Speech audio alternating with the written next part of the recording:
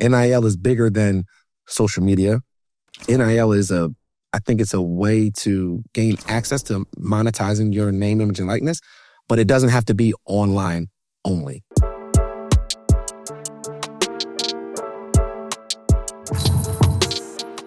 Welcome back. This is the Business of Basketball. I'm your host, Misha Horsey. We have Mr. NIL here, Rashad Campbell, who is going to tell us not just about NIL, but like the players and the athletes that you work with. Because there's a lot of, in my opinion, like misinformation out there.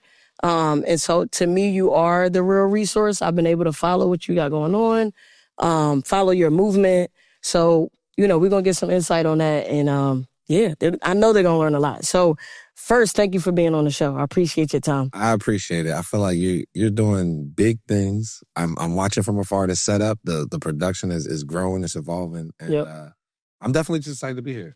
I don't play basketball. That's not my background, but I was like, can I get on the set? Because I'm not a basketball player. I'm not a hooper. Yeah. But no, definitely excited to be here. Yeah. Conversation. And you know what, too, to that point, it's like, it's about not only like if you play basketball, but it's more so like what can you do in the sport? And you work with all athletes. So, you absolutely are deserving to be here. You know what I mean? So I know your background. I know you come from financial background. You went to Cornell. You were a football athlete, a Division I athlete. But I want to talk about the journey because that's important for people to know, especially for people looking to get in the same career like yours. So tell me about you graduated Cornell. Tell me, what was your degree? So my degree was applied economics and management. So that's a fancy word for business. Yes. And I had pretty much a specialization in marketing and entrepreneurship. Yes. So you weave that into where we are today is very applicable. So I got into working at a private debt and equity firm. So selling alternative investments to financial advisors. So anything other than a stock or a bond. So those were the things that I had to learn a lot about. I didn't know. My head was spinning when I got into these rooms in front of these people. And it was a little intimidating, right? But I found my space. I had good relationships with the people I worked with.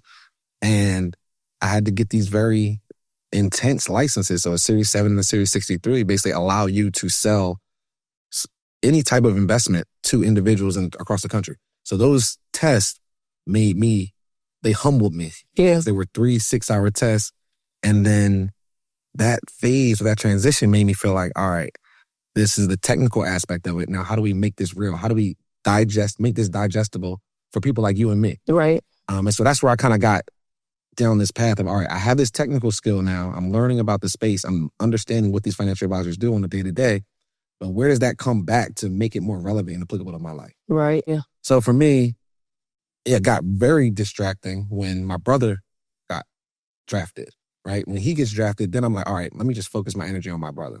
And I have 8 brothers, 2 sisters, so my family is huge. And I've always been a person that is privileged because I have all these resources. Yes. And so for me, helping people, being that kind of guide or protector was something that was important. And so when Ibrahim, younger brother, got drafted, it was like, all right, time to kind of put that hat on again. So tell me more about the stuff that you did with your brother, because I know it all connects to what you're doing right now. Yeah, so as you can imagine, you go through the draft process. And so picking an agent, picking a financial advisor, picking a marketing rep, you basically just sit down with a bunch of people that have fancy portfolios, fancy suits. They come to your house and they try to sell you the best they can to represent you. Right. So for him, it was more about the relationship and a combination of, hey, they're charging me a reasonable amount and it makes sense.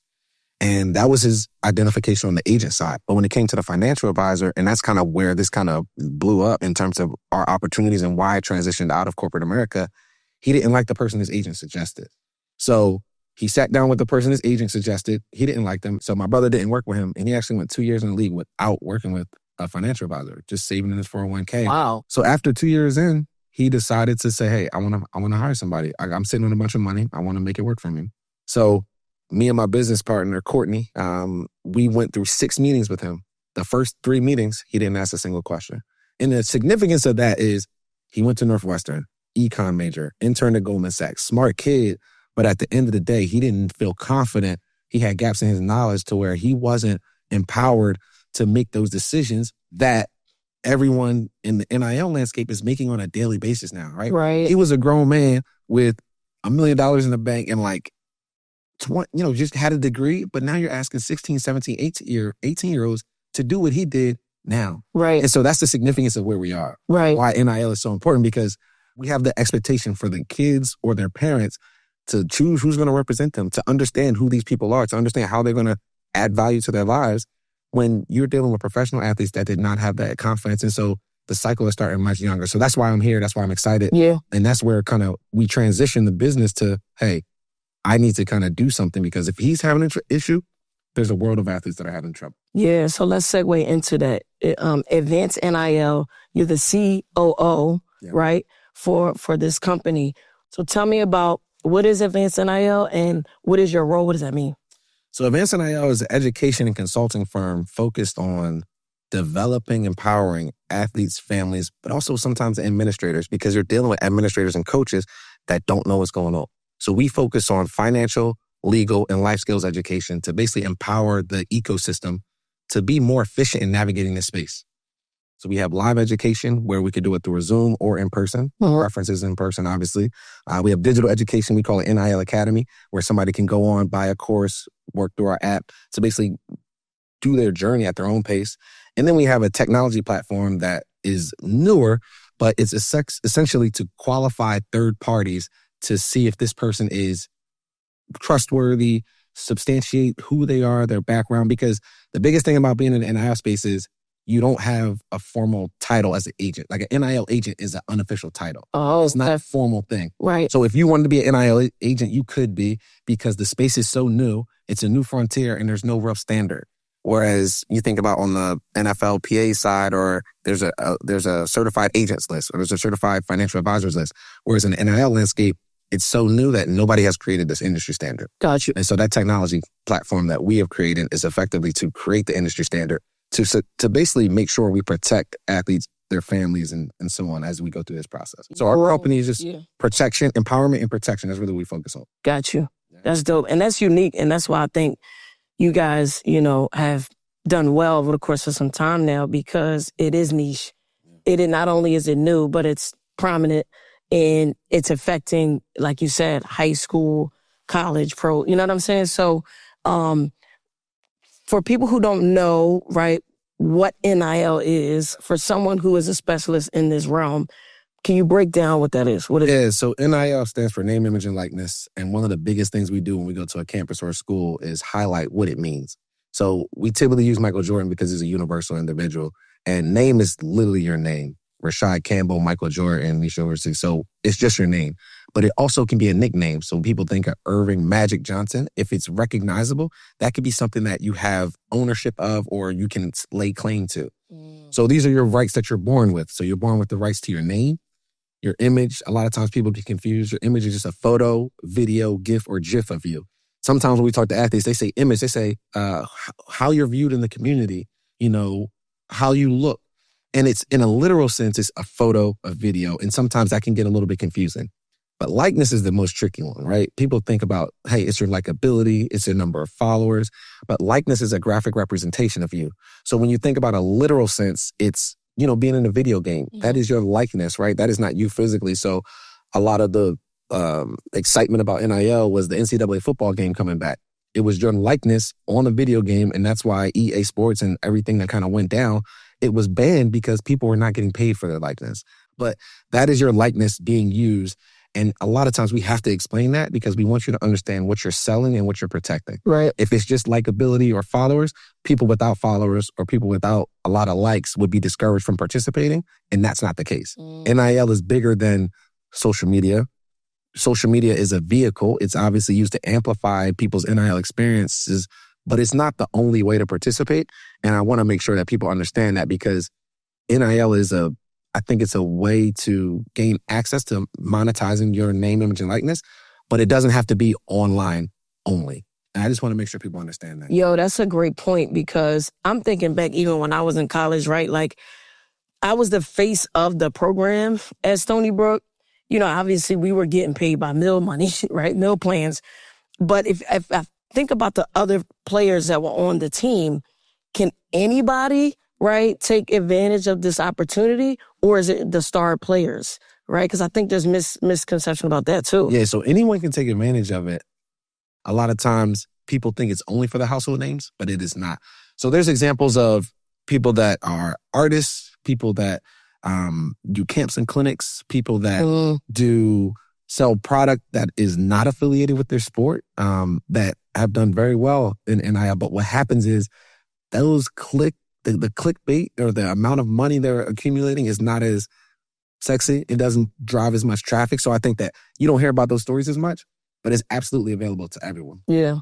And so you go to different schools, like I said, both high school and college, and you've worked with over 50,000 athletes. What is it that you're seeing are kind of like the financial mistakes that they're making? And also too, like I'm a player, I go to college and I'm like, I want to take advantage of my opportunity. Like, what's the first step? So what we're seeing now is you need to be educated before you even get to college, before you step foot on campus. And the reason you need to do that is because when you think about your transition, your most valuable moments are when you arrive at campus and after a big season, right? So you think about coming off a national championship, coming off of you won a certain award. But when you come out of high school, you have accolades, right? You're highly touted. You are sought after. They recruited you clearly. You may have, depending on your sport, 3, 4, 5 stars. And so securing your NIL money at that juncture is super, super important. And so that's why I think educating parents, educating athletes earlier is valuable. But the reason you also want to do it is so that they understand you can ask these questions, because I think sometimes people wait to college to start the process. And it's like, well, during that recruiting process, you could have understood what programs do you have in place? What resources do we have? Is NIL something that is sustainable at this school? And is this something that I can expect to grow? Understanding the program, the state of NIL at the university or school you're trying to work with is paramount to your transition. But when you get to school, I think one of the biggest kind of mistakes or things that I'm seeing is people just having money and not creating a plan before they do things. Mm-hmm. So one thing we do is we try to reframe your thinking around money. And we call it the design thinking exercise, where you basically highlight your needs and your wants. Because at your core, you're going to do what you are innately built and designed to do. Yep. People have things in their head. They have ideas. They have all of these things, but we want you to make it real. So they write down their needs, their short-term wants and their long-term wants, and our only focus is create your personal financial game plan. Because when you go through life haphazardly, you just overspend, you forget what's important to you, and then you run out of money or you come up on circumstances where, damn, I didn't even need that. And if you had a list, if you created some type of opportunity to where you can kind of like just check in with yourself through this exercise, you can really be intentional about it. So that's what I would say is like the biggest challenge. But if we talk about the business side of NIL, what are some of the conversations that you're having with these athletes? Because you are providing some insight on how they should handle their money. So when we educate you, we focus on, hey, how do we give you a framework or a system that is going to allow you to have a repeatable process no matter where you are in your life? So whether it's year 1 and you have $10,000, year 2 when you have $50,000, year 3 when you have $100,000, whatever the numbers are. But we want to focus on risk and reward, understanding your risk profile as it pertains to investing. Because if you just come in and just say a stock, that is one of the riskiest ways to invest and riskiest ways to kind of start your financial journey. So our goal is to understand your risk profile, and you do that by basically understanding some fundamental things. So risk reward, understanding what assets are, understanding the different asset allocations, the risk associated as you tier them.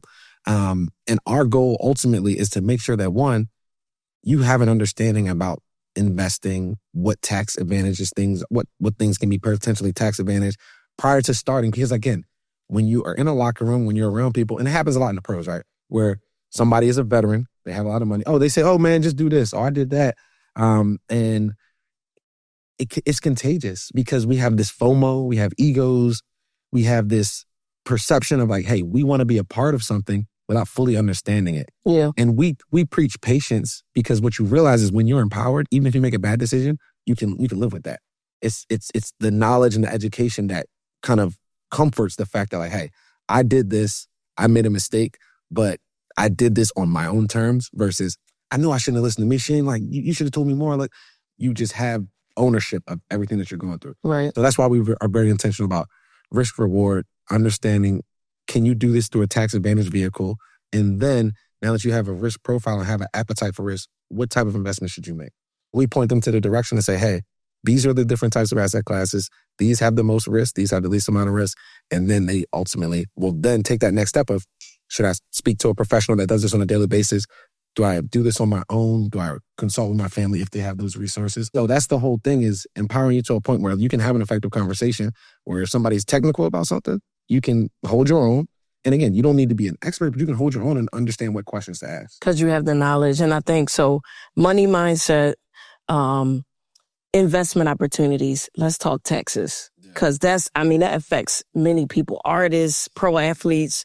So talk to us about like what's some of the information that you tell your athletes about taxes, how to handle it. Because, that could even help somebody watching the show. Can you get some insight on that? So as an independent contractor, one thing people don't understand is you get paid 100% of the money that organization entity is going to pay you. So these are the athletes that are independent contractors. Yep. Right. So the athletes are independent contractors. A lot of musical artists are independent contractors, entertainers, because, they're working on a set. They don't technically work for the movie. Right. So it's people that are affiliated with the organization. Other people that are traditionally 9 to 5, you show up, you go to a building, you do your job, you leave, right? You don't really have a choice, right? Independent just means you have that flexibility. But also it means that the entity is acknowledging that, hey, we're paying you 100% of the money, and it is your responsibility to pay the IRS whatever your tax obligation is. Yeah. But in relation to athletes, a lot of them don't set money aside. And that's the biggest challenge, right? You get paid a certain amount of money. We see athletes spend it. And then they say, oh, I'll make up for it in my next paycheck and set some money aside with taxes. But we're creatures of habit. If you spent that first $10,000, you're probably going to spend the next $10,000. Yeah. So we encourage them to set aside a third of their income. And we say, put it in a tax account. Because in the reality is you're supposed to pay estimated taxes if you expect to owe federal taxes over $1,000. And so we want to encourage them to get in the habit of doing that, because you can pay interest and penalties if you do not pay on time. Right. We want to be conservative so that in the event, a new deal comes through or you have an opportunity, you put that money to the side and it's yours, right? It's in your bank account. It's in something where you have access to it. And understanding the income that you've received, understanding your qualified business expenses as it relates to any NIL deals you did are the two biggest things. And then setting that money aside instantaneously. Because if you think about it, if you try to do it later, if you play basketball, now you're in March Madness. Yes. Now you're trying to do your taxes either after you won it or right after you lost. You're not maybe in the best headspace. So tax season for basketball players is not falling a good time. For football players, you're in the middle of spring ball traditionally. So it just becomes a burden. And it's one of those things where you want to be proactive. Yeah. Like let's talk examples, right? And say like, all right, so I got a brand deal from Raising Cane's. Shout out to Raising Cane's. Raising Cane's, and I got a deal. What's next steps? Like what? So I get the money allocated to here. Like talk me through that as if I have no idea. So what typically happens is either a company reaches out to you or you reach out to a company. Okay. Right? You identify, hey, can this be a mutually beneficial relationship? If we think this could be a mutually beneficial relationship, sometimes they'll just send you like, all right, we'll send you a shirt just to try it out, right? That's the informal way. The formal way is if I know I want to work with you, if you're a South Carolina basketball player and I'm like, hey, I really want to have this relationship, they'll send you a contract or some sort of terms or overview of what the expectation is, right? And a lot of times you want the formal relationship because if it comes down to getting messy or for anything, like you want to know in writing, what are the terms? What am I agreeing to? Do I understand what I'm agreeing to? What are the expectations? I want to understand what I have to do. I want to understand how much I'm getting paid. I want to understand my payment schedule. Right. And so that's what we teach. We literally take redacted contracts. We present them to athletes. We show them what they should look out for. What am I giving up? Intellectual property. Am I giving up my photo for the next 10 years? Can they use it for the season? And so when you bring up the example of Raising Cane's and just, you sign the deal, what's next?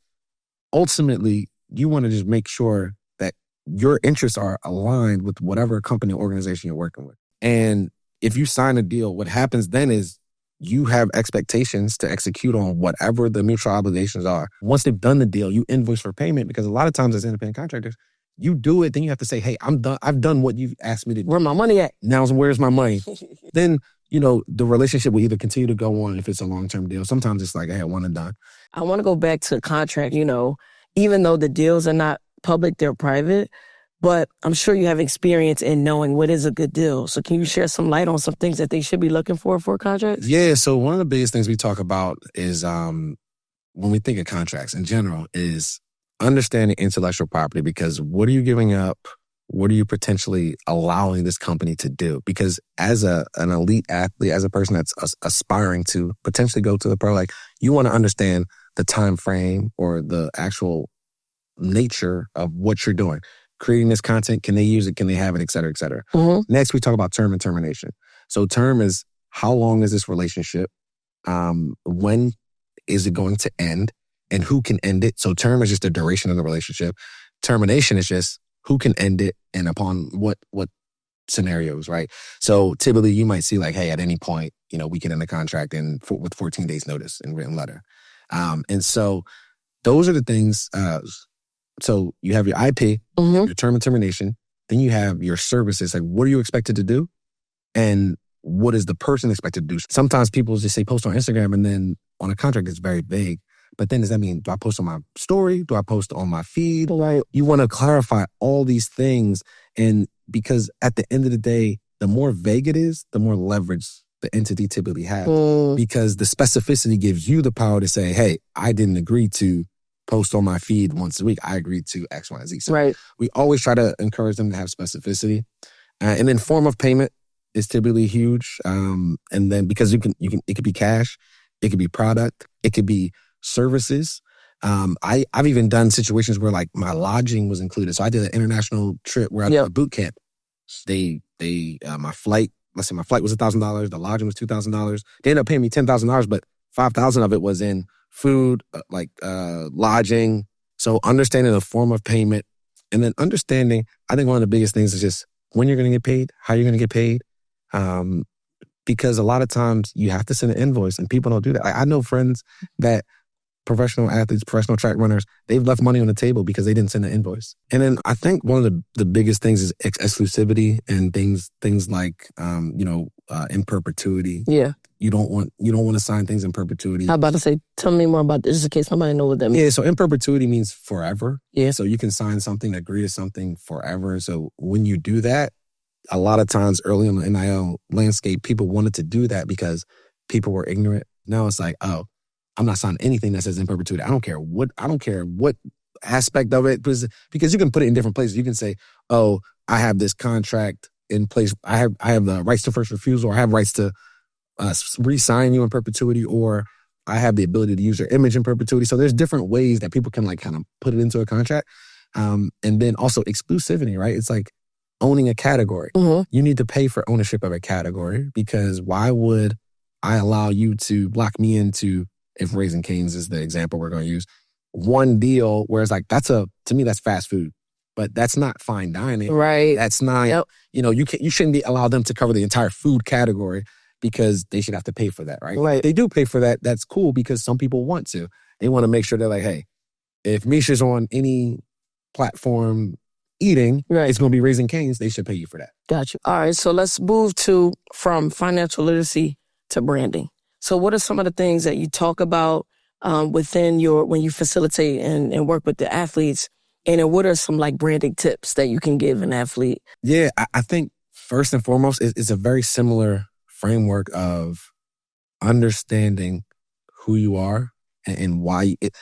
I'll take a step back. With NIL, one of the things I always say to people is, how do you define success? All right. And if I ask you, I'm gonna flip the script. How do you define success? I'm putting you on the spot a little bit. Yeah, for me, so I define success by like more about the journey versus the outcome. Mm-hmm. So, for example, this podcast, I deem it to be successful because I started with a plan, an idea. I executed the plan, and now I'm doing it. Yeah. To me, that's success. No, I appreciate that, and I agree. Yeah. And I think the reason I start there with athletes because when we get in their brain, all I feel like the focus is, how do I get more followers, right? And that's what the question is anchored in.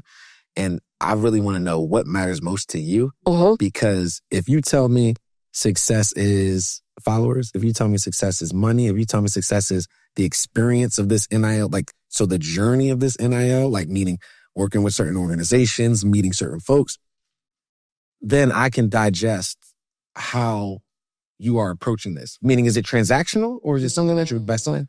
Right? So understanding the nature of the individual that we're working with is kind of where I want to start. And then from there, we always want to start with, for the athlete, for the individual, what's your why? Why do you want to participate in this space? Because again, I think a lot of times people center it around, I want to get money, I want to get followers. And our goal is to really break down, who they are fundamentally and then lean into that authentic version of themselves.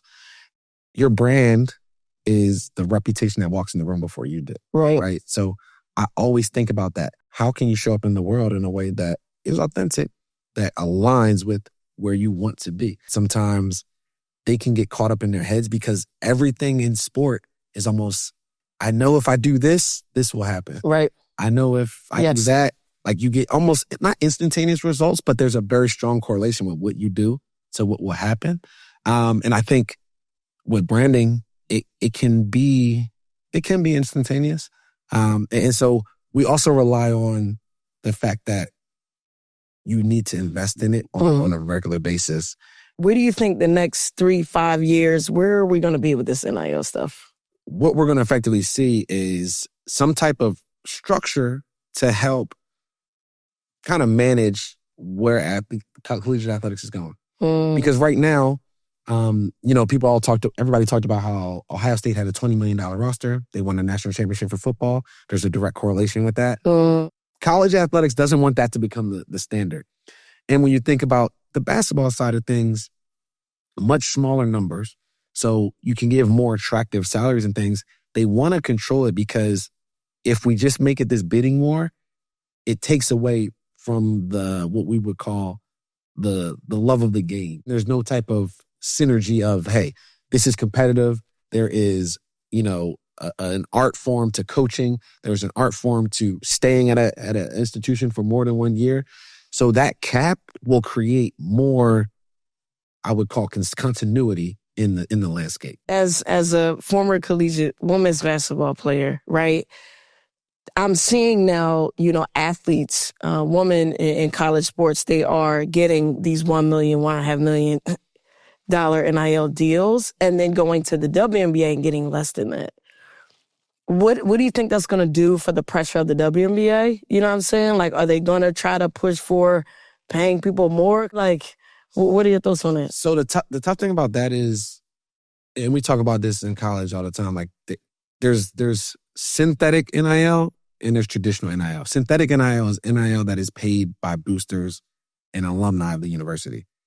That is not sustainable in terms of you are not receiving money from a business or for your commercial value. You're receiving money from somebody that really wants to win. Got it. Right? So when you transition to the pros, you can't look at it as, hey, I lost money. You got to look at it as like, hey, this was like a temporary payment.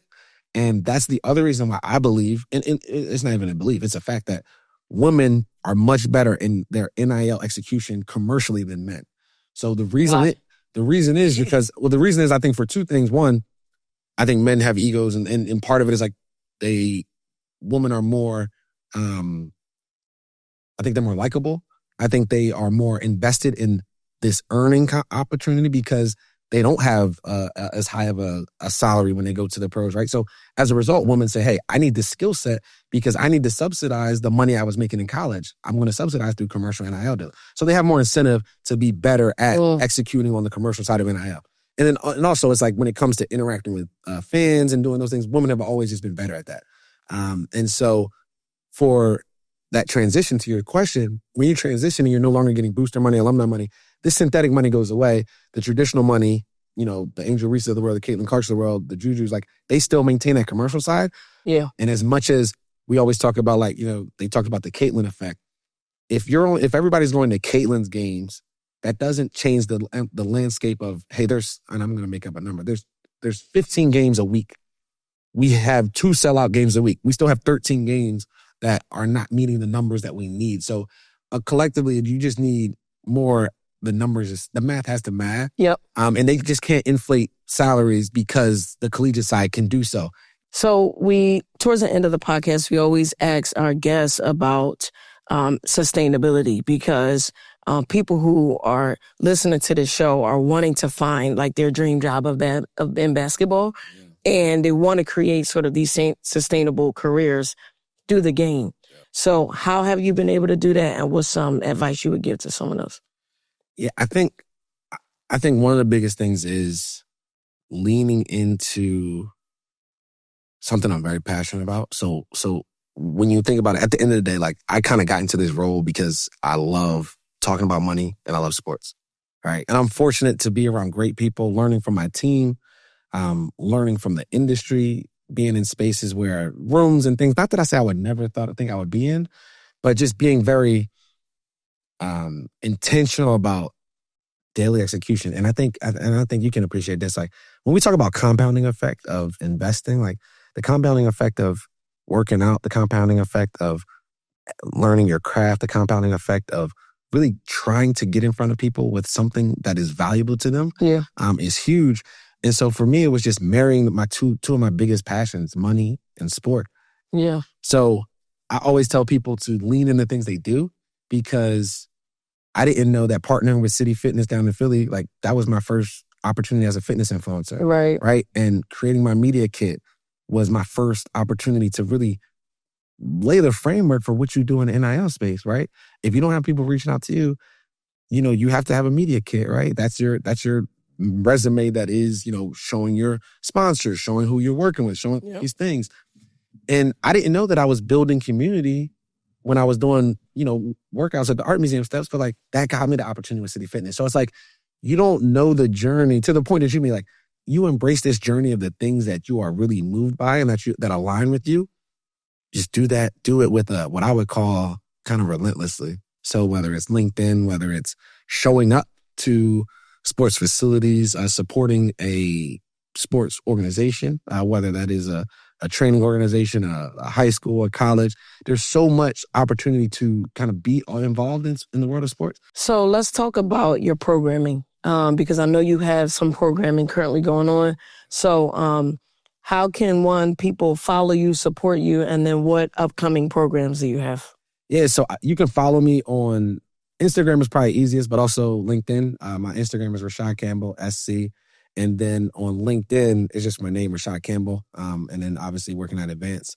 But I think for programming, we have our NIL Academy, which is courses online. You can download those at any point in time. Those are pretty easy. They're kind of micro learning in this, 3 to 7, 8 minutes, depending on, your pace.